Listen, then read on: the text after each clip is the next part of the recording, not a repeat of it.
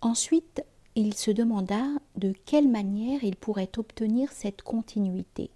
Et ses réflexions l'amenèrent à conclure qu'il devait travailler à ces trois sortes d'assimilation. En ce qui concerne la première, elle ne lui servirait en rien à acquérir cette intuition. Elle ne pouvait que l'en distraire et y faire obstacle, puisqu'elle ne s'applique qu'aux choses sensibles, et que toutes les choses sensibles sont un voile qui intercepte cette intuition. Mais cette assimilation est indispensable à la conservation de cet esprit animal, par lequel se réalise la deuxième assimilation, l'assimilation au corps céleste. Et par là, elle est nécessaire, bien qu'elle ne soit pas exempte de l'inconvénient signalé. Quant à la deuxième assimilation, elle lui procurerait une grande partie de l'intuition continue. Mais c'est une intuition qui n'est pas sans mélange, car celui qui a cette sorte d'intuition a conscience en même temps de sa propre essence et a un regard vers elle, ainsi qu'il sera montré plus loin. Enfin, la troisième assimilation donne l'intuition pure, l'absorption absolue qui exclut tout regard vers un objet autre que l'être nécessaire. Celui qui a cette intuition, sa propre essence ne lui est plus présente, elle a disparu, elle s'est évanouie, et de même toutes les autres essences, nombreuses ou non, sauf l'essence de l'unique, du véritable, du nécessaire, grand, très haut et tout-puissant. Lorsqu'il eut compris que son but suprême était cette troisième assimilation, mais qu'il ne pourrait y parvenir qu'à force d'exercice, après s'être longtemps appliqué à la deuxième assimilation, et qu'il ne pourrait subsister pendant ce temps que grâce à la première assimilation, qui, bien que nécessaire, n'en était pas moins, il le savait, un obstacle par essence, quoiqu'elle fût une aide par accident, il s'imposa de ne se livrer à cette première assimilation que dans la mesure du nécessaire, c'est-à-dire dans la mesure strictement suffisante pour que l'esprit animal pût subsister. Et il trouva que pour que cet esprit subsiste, deux choses sont nécessairement requises. D'abord de quoi l'entretenir à l'intérieur et réparer ses pertes, c'est la nourriture. Ensuite, de quoi le préserver à l'extérieur et écarter de lui toute cause de dommage, le froid, la chaleur, la pluie, l'ardeur du soleil, les animaux dangereux, etc. Il vit que s'il usait de ce qui parmi ces choses lui était nécessaire, inconsidérément et au hasard des circonstances, il risquait de tomber dans l'excès, d'en prendre plus que la quantité suffisante, et d'agir ainsi à son détriment, faute de réflexion. Il jugea donc que ce qu'il avait à faire, c'était de se fixer à lui-même des limites qu'il ne franchirait pas, des mesures qu'il ne dépasserait point. Il comprit que cette fixation devait porter sur le genre des choses dont il se nourrirait, c'est-à-dire déterminer quelles seraient ces choses, sur leur quantité et sur les intervalles de temps à observer. Il considéra d'abord le genre de choses dont il se nourrirait et vit qu'il y en avait trois. Des plantes qui n'ont pas encore achevé leur croissance et qui n'ont pas effectué leur complète évolution, à savoir les différentes espèces de légumes verts qui sont comestibles, les fruits des plantes complètement évoluées et qui ont semé leurs graines afin qu'ils en naissent d'autres plantes de la même espèce, à savoir les diverses sortes de fruits frais ou secs, enfin des animaux comestibles, soit terrestres, soit marins. Or, il savait déjà que tous ces genres d'êtres sont l'œuvre de cet être nécessaire, dans l'approche et l'imitation duquel il avait compris que résidait son bonheur. Et sans aucun doute, le fait de se nourrir d'eux était de nature à les empêcher d'atteindre leur perfection. Il constituait une intrusion entre eux et la fin à laquelle ils sont destinés. C'était là s'opposer à l'action de l'agent, et cette opposition allait à l'encontre de son but, qui était de se rapprocher de lui et de se rendre semblable à lui.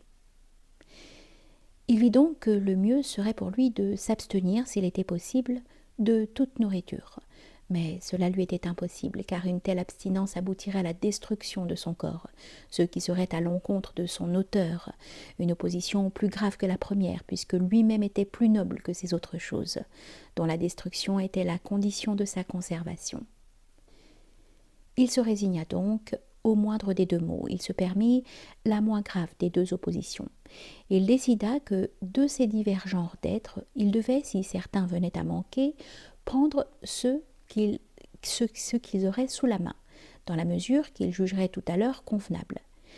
Lorsqu'ils se trouveraient tous à sa portée, alors il lui faudrait user de circonspection et choisir ceux d'entre eux dont la suppression ne constituerait pas une forte opposition à l'œuvre de l'agent. Par exemple, la pulpe des fruits dont la maturité est complète et qui contiennent des semences propres à la reproduction, à condition qu'il eût soin de ne pas manger ces semences, de ne pas les détruire, ni les jeter dans un lieu impropre à la végétation, comme des rochers, un terrain salsugineux, etc. S'il ne pouvait trouver de tels fruits pourvus d'une pulpe comestible, pommes, poires, prunes, etc., alors il pourrait prendre soit des fruits qui n'ont de comestibles que les semences elles-mêmes, comme les noix, les châtaignes, soit des plantes potagères qui n'ont point encore atteint leur plein développement, à condition de s'adresser à ceux qui, parmi ces deux sortes de végétaux, se trouveraient en plus grande quantité et qui auraient une plus grande puissance de reproduction, de ne pas arracher leurs racines et de ne pas détruire toutes leurs semences. Si ces végétaux manquaient, alors il pourrait prendre des animaux ou leurs œufs, à condition de ne prendre parmi les animaux que de ceux qui se trouveraient en plus grand nombre et de n'en pas détruire radicalement une espèce. Telles sont les règles qu'il crut devoir s'imposer relativement au genre des choses dont il ferait sa nourriture. En ce qui concerne la quantité, il jugea qu'elle devait être suffisante pour apaiser la faim, sans plus. Pour les intervalles de temps à observer, il jugea que lorsqu'il aurait pris la nourriture suffisante, il devait en rester là et ne pas se mettre en quête d'autre chose, tant qu'il n'éprouverait pas une faiblesse l'entravant dans un des actes que lui imposait la deuxième assimilation, et dont il sera question ci-après. Quant aux choses nécessaires pour conserver l'esprit animal en le protégeant extérieurement, il n'en était pas en peine puisqu'il était vêtu de peau et avait une demeure qui le mettait à l'abri des contingences du dehors. Cela lui suffisait et il ne jugea pas à propos de s'en occuper. Pour la nourriture, il observa les règles qu'il s'était prescrites et que nous venons d'exposer. Il s'attacha ensuite à la deuxième sorte d'actes, c'est-à-dire l'assimilation au corps céleste, leur imitation et l'acquisition de leurs qualités. Il étudia leurs attributs ou caractères, et il vit qu'ils se ramenaient à trois genres. Le premier comprenait des caractères qu'ils présentent par rapport aux choses qui sont au-dessous d'eux, dans le monde de la génération et de la corruption, à savoir la chaleur qui leur communique par essence et le froid qui leur communique par accident la lumière, la raréfaction et la condensation, en un mot toutes les modifications qu'ils y produisent, et grâce auxquelles elles deviennent aptes à recevoir l'influx des formes spirituelles que répand sur elles l'agent doué d'une existence nécessaire. Le deuxième genre comprenait des caractères qui leur appartiennent par essence, comme la transparence, l'éclat, la pureté, l'absence de ternissure et de souillure quelconque, le mouvement circulaire, soit autour de leur centre pour certains d'entre eux, soit pour certains autour du centre d'un autre. Le troisième genre comprenait des caractères qui leur appartiennent par rapport à l'être nécessaire, comme d'en avoir l'intuition perpétuelle, de ne point se détourner de lui, d'être épris de lui, de se conduire d'après son décret, de se plier à l'accomplissement de ses desseins, de ne se mouvoir que par sa volonté et sous la puissance de sa main. Il se mit donc à faire tous ses efforts pour se rendre semblable à eux dans ces trois genres de caractères. En ce qui concerne le premier genre, il se rendait semblable à eux en s'imposant de ne point voir un animal ou une plante souffrir d'un besoin, d'un mal, d'un dommage, d'un empêchement dont il pût les délivrer, sans les faire disparaître. Quand son regard tombait sur une plante à laquelle un objet formant écran offusquait le soleil, ou à laquelle s'attachait une autre plante de manière à lui nuire, ou qui était sur le point de périr de soif, il écartait l'écran si c'était possible. Il détachait d'elle la plante nuisible en s'arrangeant pour ne point endommager celle qui nuisait. Il revenait arroser la plante aussi souvent qu'il le pouvait. Quand son regard tombait sur un animal serré de près par une bête de proie, pris dans son nœud coulant, ou qui s'était enfoncé une épine, ou qui avait reçu dans les yeux ou dans les oreilles quelque objet nuisible, ou pressé par la soif ou par la faim, il s'employait avec zèle à le délivrer de tout cela. Il lui procurait à manger ou à boire. Quand son regard tombait sur une eau qui coulait pour aller abreuver des plantes ou des animaux, si un obstacle en arrêtait le cours, pierre tombée en travers ou barrage d'alluvions apporté par le courant, il faisait disparaître cet obstacle.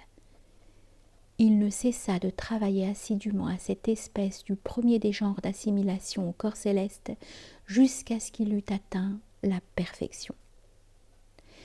En ce qui concerne le deuxième genre, il se rendait semblable au corps céleste en s'imposant une continuelle propreté, en débarrassant son corps de toute saleté, de toute souillure, en se lavant fréquemment avec de l'eau, en se nettoyant les ongles, les dents, les parties cachées du corps, et les parfumant autant qu'il lui était possible avec des herbes odoriférantes et diverses sortes de cosmétiques odorants, en nettoyant et parfumant souvent ses vêtements, si bien qu'il était tout entier resplendissant de beauté, d'élégance, de propreté, de bonne odeur. En outre, il se livrait aux divers genres de mouvements circulaires. Tantôt il faisait le tour de l'île par le rivage, et il en parcourait les diverses régions, tantôt il faisait le tour de sa demeure, où il décrivait autour de quelques rochers un certain nombre de circuits, soit au pas ordinaire, soit au pas gymnastique. Tantôt il tournait sur lui-même jusqu'à ce qu'il fût pris de vertige. En ce qui concerne le troisième genre, il se rendait semblable au corps céleste en fixant sa pensée sur cet être nécessaire, et en rompant toute attache avec les choses sensibles, fermant ses yeux, bouchant ses oreilles, luttant de toutes ses forces contre l'entraînement de l'imagination, faisant de suprêmes efforts pour ne considérer que lui seul, avec un grand L, et ne lui associer aucun objet dans sa pensée. Il avait recours pour cela au mouvement de rotation sur lui-même, s'excitant à l'accélérer.